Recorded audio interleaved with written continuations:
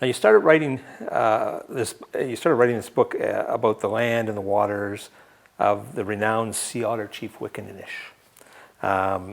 He's certainly featured throughout the early interaction of the Europeans and the indigenous people.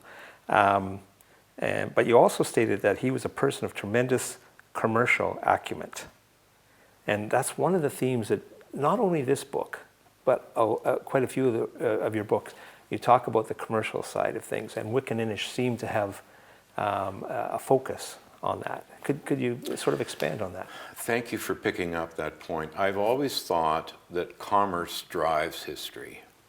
It's not necessarily the secretaries of state or the prime ministers who rule things and get things done, but they take advice from those people who work on the commercial and industrial side of things in order to profit and engage or harvest or whatever you wish to call it, or exploit resources, or feed people, or house people, as in the timbers of Meares Island, or the fish that would come out of that area.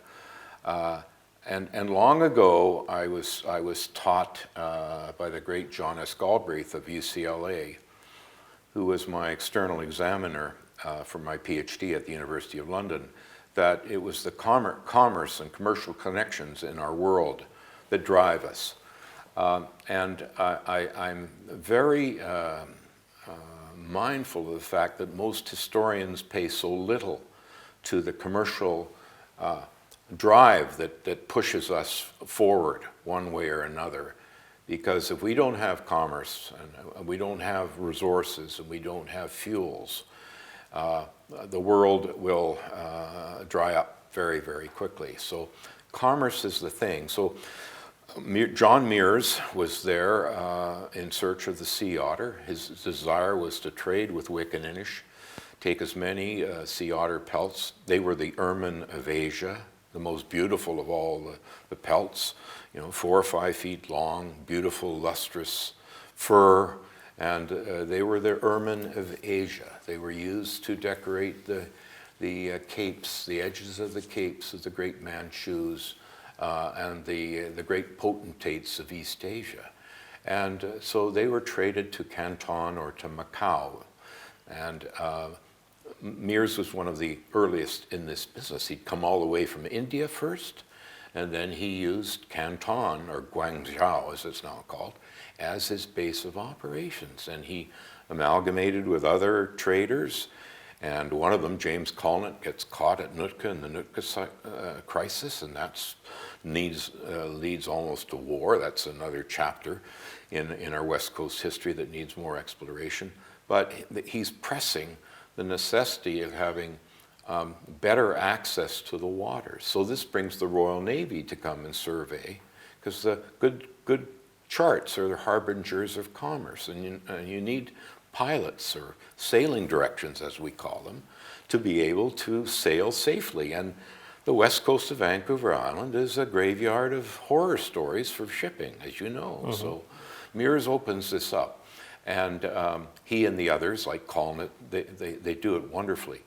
Going to the Wickaninnish side of things, there's some considerable doubt and discussion as to whether or not he just harvested the resources or he exploited them as much as he could.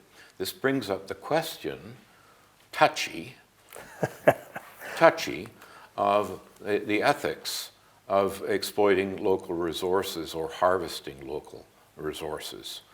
And although it is said that the First Nations lived harmoniously with the land and the resources, there is beyond a shadow of doubt that when the sea otter traders came into their realm, they sailed from perhaps Nia Bay, or came down from Haida Gwaii or Kukwat or some other location and came into Clayoquot Sound, they would take away as many of the sea otter pelts as had been prepared by Wickaninnish and company. When the Americans come, and they're the best of the Yankee traders, they bring arms and ammunition. They bring black powder and muskets.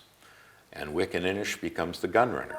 and he's selling his goodies to the people on the east side of Vancouver Island, and they're drifting throughout the inland passage there. So interesting story there about gun running.